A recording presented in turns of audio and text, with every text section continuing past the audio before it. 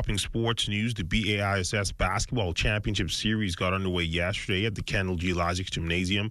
8 teams vying for the top prize in private school basketball. The energy in the gym was certainly electric. To the hardwood, opening things up would be the junior girls game between the St. Augustine's Big Red Machine and the undefeated Kingsway Saints. For Kingsway, they undoubtedly would face their toughest test of the season. The game was back and forth throughout, but Sac appeared to take control in the fourth, particularly late down the stretch. However, the Saints continued to battle. Down by 3, Andika Curtis drove through a couple defenders and dropped in a layup to pull the Saints within 1.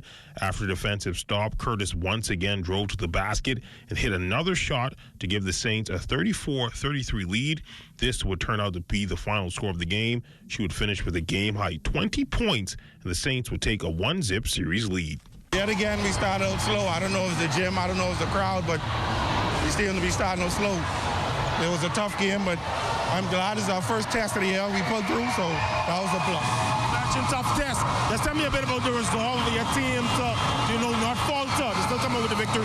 Yeah, it was tough. You see, the point guard had an ankle injury, shooting guard had an elbow injury, but they pushed through and we was able to come through with the win.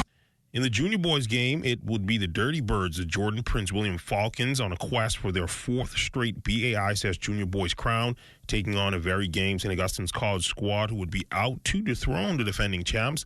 That thought would be short-lived, however, as the Falcons would go on a 13-0 blitz in the second quarter to separate themselves and never look back. Led by their stifling pressure defense in a game like 20 points from Michael Munnings, the Falcons were taking controlling 1-zip series lead with a 52-38 win. Feel accomplished, but we could do more because we got one more to go. It isn't finished yet. Tell me a bit about your team's defense. It seems that you guys, your trap was kind of working, causing a lot of turnovers and leading to easy buckets. I want to give a shout out to coach for our defense.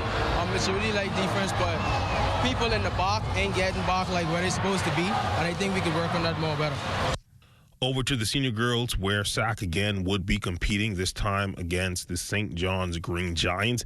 This one would too be a rout. Sac would get out the gates and dominate from the tip, paced by 19 points from junior national team standout Antonisha Moultrie. Sac would roll to an easy victory, 49-16. St. John's would be led by 5 apiece from Rihanna Green and LeBronique Demerit. They executed pretty well. Right now, I have a very good team, but what I'm still trying to do, I'm always working in development. So every now and then, if we don't have an open shot, what I want them to do is to pull the ball out and help the other teammates to get more involved in the game. And finally, in the nightcap over in the senior boys game would be the Jordan Prince William Falcons yet again taking on the top-seeded C.W. Saunders Cougars. This one would be an epic clash going back and forth throughout, but the Falcons would take command in the third, building a double-digit cushion. But the Cougars, they would not go down without a fight, would rally behind 23 points from Ramon Woods to walk away with a 65-57 win and 1-zip series lead. Action resumes in all the championship series on Wednesday.